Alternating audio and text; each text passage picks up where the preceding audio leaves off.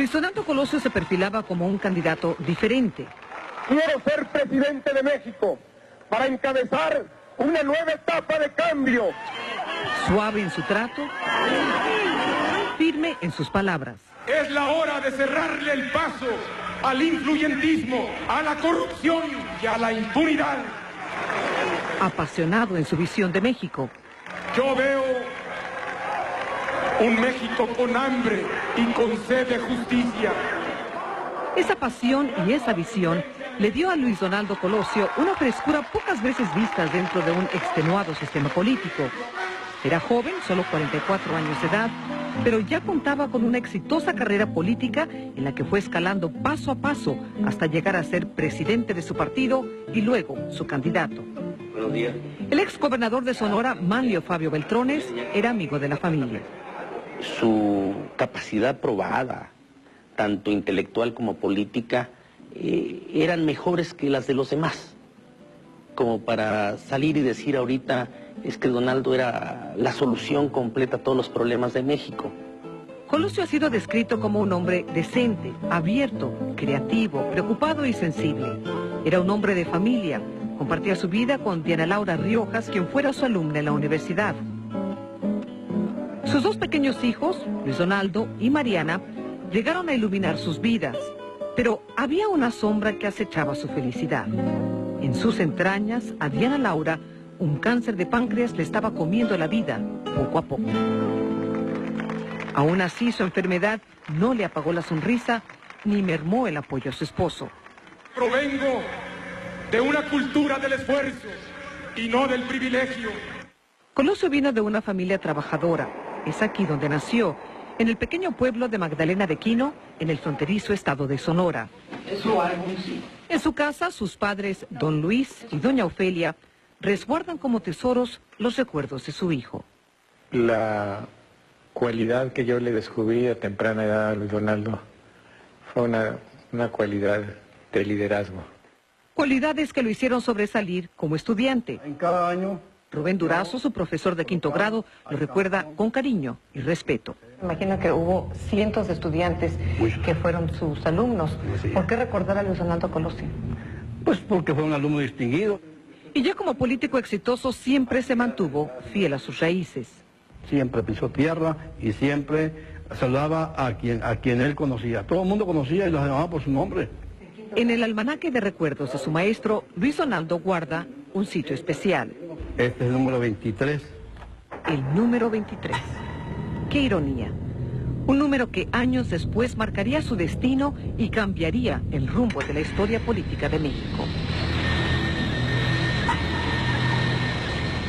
Acudimos al aeropuerto a recibirlo, a la plataforma donde arribaría el avión con el licenciado Colosio. Como presidente del PRI en Tijuana, Antonio Cano Jiménez estaba encargado de organizar el evento de campaña en esta soleada tarde. La gente que estaba ahí a recibirlo inmediatamente se acerca a quererlo saludar y se pierde el orden.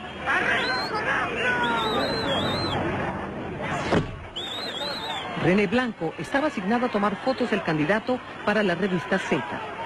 Pues desde que llegó, yo lo tenía más o menos a esta distancia y no me le despegué. Conduciendo su propio auto, el candidato partió rumbo al primer acto proselitista del día. La periodista Adela Navarro estaba cubriendo el evento. Para llegar, las calles no estaban pavimentadas, entonces tenías que ir ahí sorteando baches y piedras y demás. ¿Por qué se escogió Lomas Taurinas para este mitin político? Se trataba de hacer un evento popular, un evento cerca de zonas densamente pobladas. Y en este caso, por aspectos logísticos, se trataba de una que estuviese en El Paso.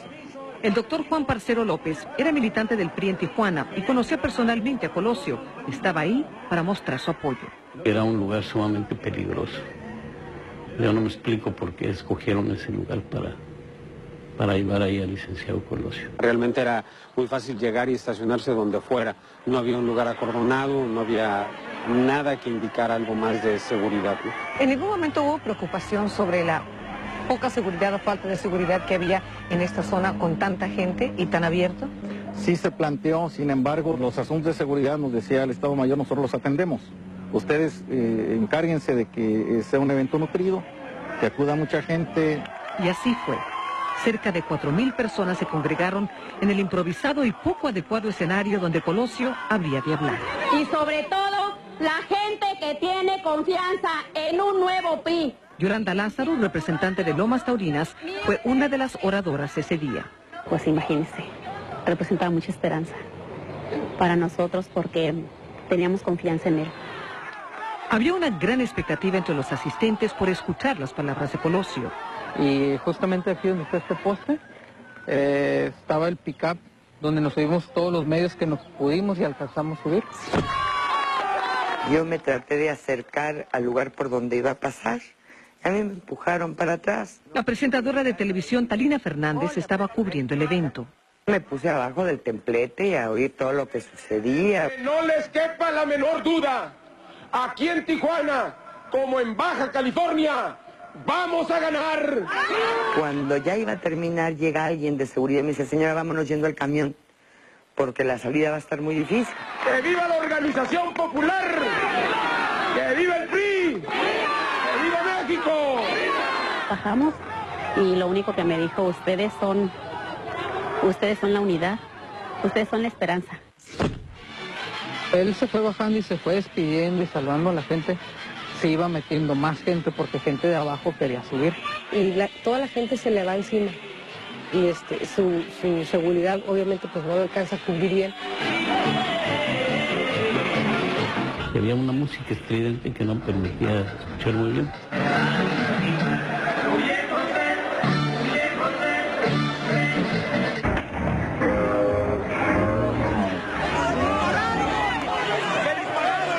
Entró un muchacho al camión, ya gritos, dice, le dieron. Cálmate, ¿le dieron qué? ¿A quién? Yo caigo, algo cae entre las piernas de Jack, dije, ¿qué pasó?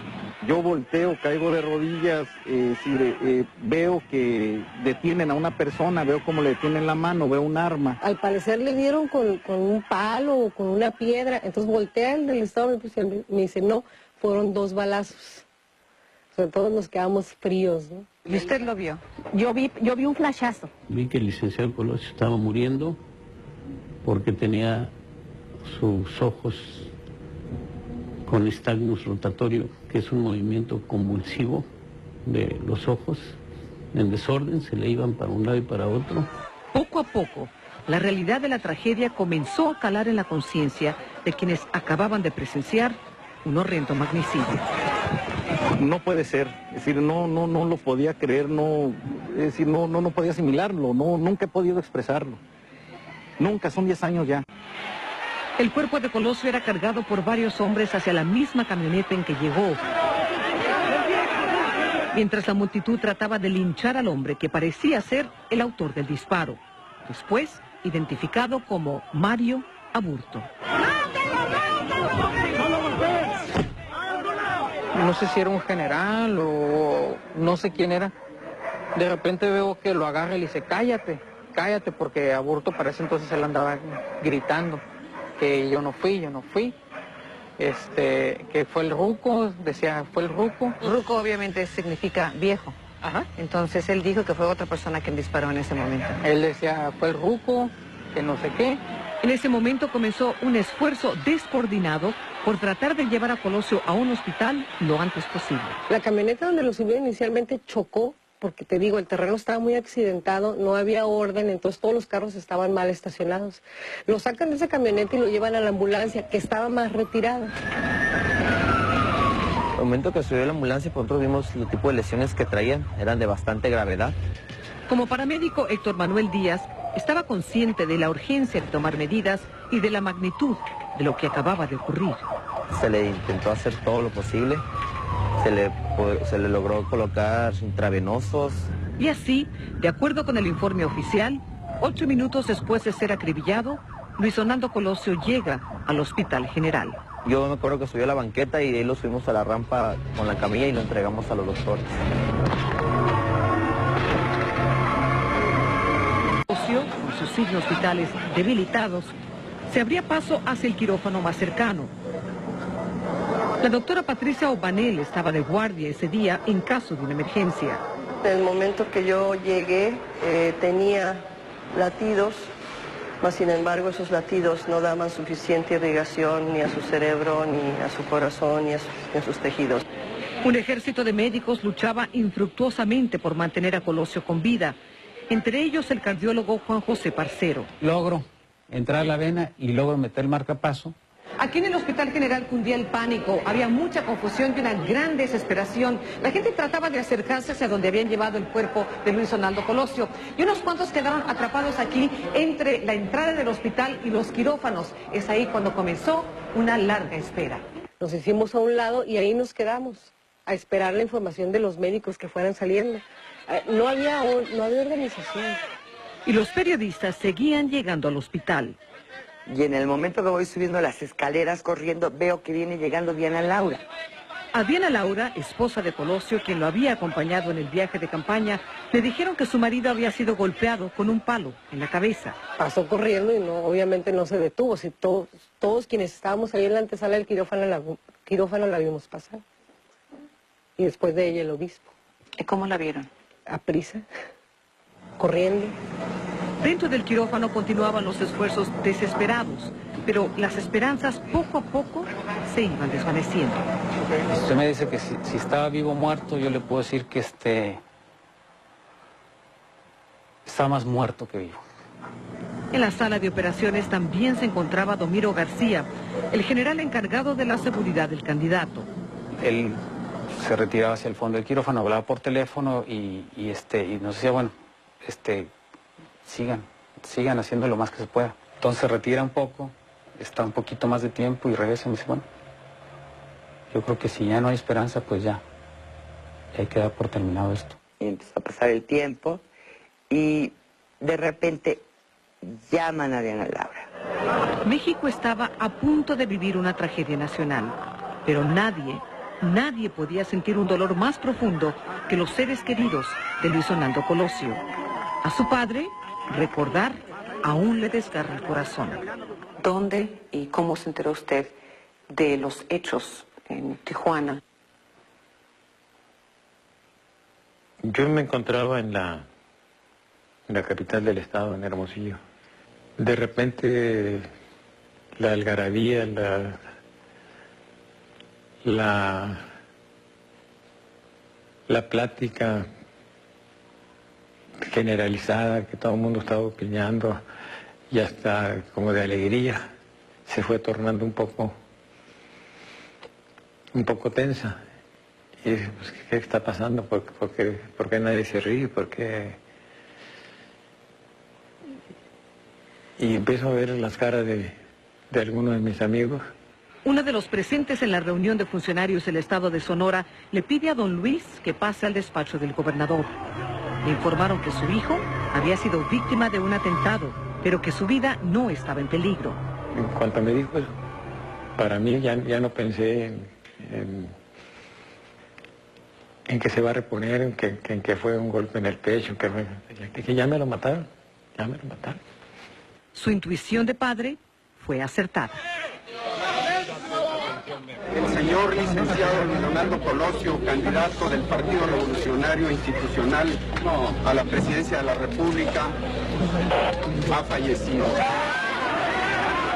A las 7:45 de la noche del 23 de marzo de 1994, un manto de luto oscureció México y un asesinato político sacudió los cimientos de los mexicanos. Ese 23 de marzo no solo dejó de existir un hombre, sino para muchos mexicanos murió la esperanza de que él cambiara el destino de su país. Pero yo, que tuve la fortuna y el privilegio y la bendición de Dios de acompañarlo, de formar con él una familia. Diana Laura Riojas, viuda de Colosio, cuyo cáncer de páncreas seguía consumiendo su cuerpo, sabía en ese momento que sus hijos quedarían huérfanos. Yo creo que fue una tragedia nacional. El asesinato de Colosio reafirmó en los mexicanos esa hambre y sed de justicia que veía en ellos el candidato priista. Desde el mismo momento del disparo comenzaron a lanzarse culpas y denuncias. me llamaban del partido para decirme que estaban amotinados, que la gente pedía que se acusara a Acción Nacional, que irían de inmediato a tomar el centro de gobierno del Estado. En primera instancia fueron detenidos el joven, identificado como Mario Aburto, y otros 2 sospechosos, Vicente Mayoral, por haber sido señalado por Aburto como el autor del crimen, y Jorge Antonio Sánchez Ortega, porque tenía una mancha de sangre de Colosio en su chaqueta y un leve parecido a Mario Aburto. Nos llevaron ahí a la PGR y ahí fue donde vi yo a Sánchez Ortega, que se parece a Mario, y ahí lo tenían. María Luisa Aburto, madre del principal sospechoso, también fue detenida. Nos esposaron a mi cuñado y a mi hermana y a mis sobrinos. Nos llevaban esposados de los pies y de las manos, que nos iban a matar si no les decían dónde vivía yo. María Luisa y Rubén Aburto dicen que su familia fue humillada y amenazada y niegan rotundamente que su hijo haya sido el culpable de la muerte de Colosio. No, mi hijo no disparó. Mi hijo no disparó. Yo vi cuando le dieron el balazo. ¿Estaba caminando al lado de él? Yo iba a un lado de él.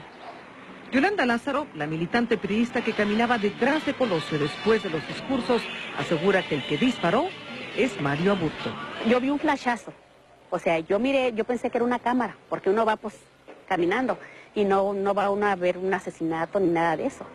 ¿Usted está segura que fue Mario Aburto, el hombre que está en la cárcel? Sí, porque yo me peleé con Aburto desde temprano. ¿Y por qué se estaba peleando con Aburto? Porque él estaba callando a la gente para que no gritara Colosio. Sin embargo, lo que el doctor Parcero recuerda de ese momento es otra cosa. Lo tuve enfrente de mí y es un rostro que jamás en mi vida se me va a olvidar. Lo llevo grabado en mi mente, en mi pensamiento, porque lo tuve cerca. ¿Y esa persona que usted vio, quien supuestamente disparó contra Colosio, es la misma persona que está detenida en la Almoloya? Al tiempo que voy a caer, se puede ver el movimiento que hago aquí. Con lujo de detalle, Mario Aburto Martínez muestra cómo le quitó la vida a Luis Donaldo Colosio. Se activa el arma. Así lo relató en una recreación de los hechos en la prisión de Almoloya. Pero ni su propia confesión ha logrado apaciguar las dudas de quienes aseguran que Mario Aburto no es la misma persona que le metió un balazo en la cabeza a Luis Donaldo Colosio. Yo vi el rostro del que supuestamente disparó y no es el mismo que presentaron en la televisión. No es Mario Aburto. Para mí no es Mario Aburto. Su padre coincide. Mi hijo nunca se mira cerca de Colosio, nunca. Son otras personas las que se miran. Rubén Aburto dice que su hijo le aseguró que lo obligaron a confesar a base de torturas. Le vendaron los ojos y que le pegaban, ¿verdad? Y que tú te tienes que echar la culpa. Esta foto fue tomada segundos después del disparo. Se tomó esta foto cuando a ti te detuvieron. Y nada más queremos que nos digas si este eres tú. Esto lo asegura Aburto en esta entrevista con Jesús Blancornelas del semanario Z de Tijuana, la única que ha dado desde la cárcel y que por primera vez se transmite por televisión. Cuando saqué yo el arma, iba a disparar a los pies pasó la persona, quise levantar el arma, y en eso cuando la levanté me tropecé, y al tropezar fue como sucedió el accidente. A lo que yo siempre he dicho, esto fue un accidente. Blancornelas es coautor de un libro sobre el caso Colosio. ¿A qué conclusión llegaron ustedes después de investigar el caso durante 3 años? Que fue él solo. Él, lo que nosotros llamamos, y todo el mundo lo llama, aunque no lo creen, el asesino solitario. No encontramos a nadie de atrás de él. ¿Pero no le cree que fue un accidente? No le creo que fue un accidente. Para nosotros, quería él matar a quien representara el sistema, porque estaba enojado. ¿Qué quieren hacer los funcionarios o los del gobierno? Seguir robando a México. Entonces, ¿cuándo va a progresar México? Nunca va a progresar, siempre lo van a tener al pueblo humillado y matado, muerto de hambre. Las conclusiones de la investigación oficial se resumen en estos 4 tomos publicados por la Procuraduría en septiembre del año 2000. Quien lea los 4 tomos, seguramente todas las dudas que tengan alrededor de las diligencias o de las líneas de investigación que se siguieron quedarían disipadas. El homicidio del licenciado Luis Donaldo Colosio. 4 fiscales especiales han tenido bajo su cargo el caso Colosio. Se han entrevistado a más de 1.460 testigos. Se han gastado más de 13 millones de dólares y se han investigado más de una veintena de teorías o líneas de investigación. Aún así, quedan muchas dudas y preguntas sin respuestas. Ciertamente se cometieron primero muchísimos errores en la investigación que crearon una confusión. Y de esa confusión, ahí tenemos ya la duda si existió o no existió un complot. El médico forense Ángel Gutiérrez realizó una investigación independiente. El hecho de que sea un asesino solitario no quiere decir que no haya habido complot, pero también coincido con la última versión de la Procuraduría en la situación en la que se llevó a cabo la posición víctima-victimario. Esto es que Mario Aburto iba del lado derecho, realiza un primer disparo en la cabeza y al caer Luis Donaldo, él realiza el segundo tiro. Es precisamente el famoso segundo disparo en lo que Eduardo Valle, un ex zar antidrogas conocido como El Búho, se basa para escribir un controversial libro que suponía un segundo pistolero. Pero después de años de análisis y estudio desde un sitio no revelado por motivos de seguridad, abandona la teoría del segundo disparo, pero no la de un posible complot. ¿Sí existe la posibilidad de un complot? Por supuesto que sí. Y eso hable el camino a la coparticipación, a la complicidad de otra persona. Lo que más le preocupa a El Búho es una seguridad quebrantada. ¿Qué pasa? ¿No hay vallas? Yo iba a un lado de él, miré cuando Aburto le da el balazo, miré cuando Tranquilino y le va abriendo paso. Entonces es cuando Tranquilino pone la mano, si se fijan es para que se sostenga en la pista, él se sostiene en su brazo y le da el primer impacto. Tranquilino Sánchez es uno de varios miembros del equipo de seguridad de Colosio que fueron detenidos y después liberados por falta de pruebas. Y queda nuevamente Mario Aburto como asesino solitario. ¿Qué le pudiera decir usted a Mario Aburto si pudiera hablar con él? ¿Qué le diría? Nada más. Una pregunta. ¿Quién te ordenó matarlo? ¿Quién te dio la última orden? ¿Quién te pagó o quién te dijo, ya estás a salvo? ¿Quién me ha dado dinero? Nadie me ha dado dinero. Si yo tuviera dinero, entonces contrataría un abogado para que estuviera en mi caso. ¿Quieren que digan mentiras? Ok, les voy a decir una mentira. Me pagó Salinas de Gortari, me pagó Luis Echeverría, pero esas son solo mentiras, ¿no? La verdad aquí está, no hay nadie detrás de eso. ¿Alguien puede demostrar que no existió un autor intelectual? Pues que lo demuestre. Pero el primer responsable para demostrar todo esto es la autoridad. Es la autoridad judicial. En este caso, la autoridad judicial federal, que eso es lo que ha fallado. Y esa falta de confianza en el sistema judicial ha hecho que gente como Manlio Fabio Beltrones, exgobernador de Sonora y amigo personal de la familia Colosio, siga en busca de respuestas. Se tiene al asesino material en la cárcel, pero la mayoría de nosotros seguimos insatisfechos y sobre todo rebelándonos a aceptar que un simple personaje oscuro con un barato revólver y no nada más le haya quitado la vida injustamente a Luis Donaldo Colosio, sino que haya trastocado la vida política nacional y el proyecto de nación en el que todos nosotros estábamos incluidos. Todos tendremos que sujetarnos a la ley y solo a ella, sin ventajas para nadie, sin prepotencias, sin abusos y sin arbitrariedades. Este discurso pronunciado el 6 de marzo, 17 días antes del asesinato, demuestra grietas políticas con la vieja guardia priista. Se entiende que este discurso habría molestado de tal manera al propio Carlos Salinas de Gortari que mucha gente piensa que, bueno, que se va para adelante con el asesinato de Colosio en función de que vendría un candidato sustituto. Expreso mi reconocimiento y aprecio a Luis Donaldo Colosio. En el trabajo que realizamos juntos había un proyecto y un programa para llevar a cabo y que incluían precisamente lo que él señaló en el discurso del 6 de marzo, que la muerte de Donaldo en ese día, además de la pena personal, significó la crisis política más grande de mi gobierno y la crisis económica más severa, y de esa forma fue también como nos afectó a mí y a varios ante la pérdida de ese hombre indispensable para consolidar el proceso de reforma desde adentro. Esa es la otra verdad. La otra verdad es también que existía por parte de Diana Laura, la viuda de Colosio, una gran desconfianza hacia Salinas de Gortari. Le provocaba náuseas la sola presencia de Salinas de Gortari. Entonces decía, es que es un hipócrita, es un mustio, yo no le creo nada. La indignación salió a flor de piel porque existía la percepción de que Salinas estaría preparando el terreno para posiblemente reemplazar a Colosio con su rival político Manuel Camacho Solís, quien había sido nombrado comisionado de paz en Chiapas. ¿Usted cree que Carlos Salinas de Gortari tuvo algo que ver con la muerte de su hijo? En este país todo puede suceder. No me pongo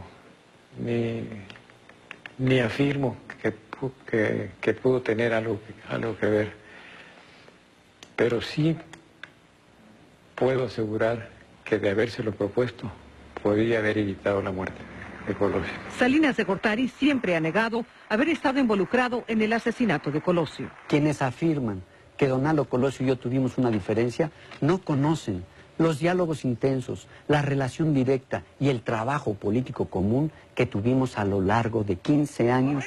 Solo 5 días antes de su muerte, Colosio, en entrevista exclusiva con Univisión, hablaba de su visión de México casi como un presagio. Yo no creo que sea a base de balas y a base de tiros y de violencia como vayamos a resolver los problemas en México. A partir de ese crimen tan atroz, el tejido social mexicano se iba a ir cada vez más descomponiendo, porque si se puede matar al candidato del partido más importante del país, se vale todo. Nos hizo entrar en una vorágine absurda y de dudas y sobre todo de desconfianzas entre todos nosotros, que en mucho influyó a que México no siguiera transitando por una ruta correcta. Sin duda, el asesinato de Colosio fue una tragedia nacional, pero sobre todo una tragedia familiar. A los 8 meses de la muerte de su esposo, Diana Laura Riojas perdió su lucha contra el cáncer. Hoy, sus restos descansan junto a los de su marido en Magdalena de Quino. Fue el hijo adorado que en el momento que más lo necesitaba, en el momento en que más amor sentía por él, se lo llevó Dios. Yo veo un México con hambre y con sed de justicia.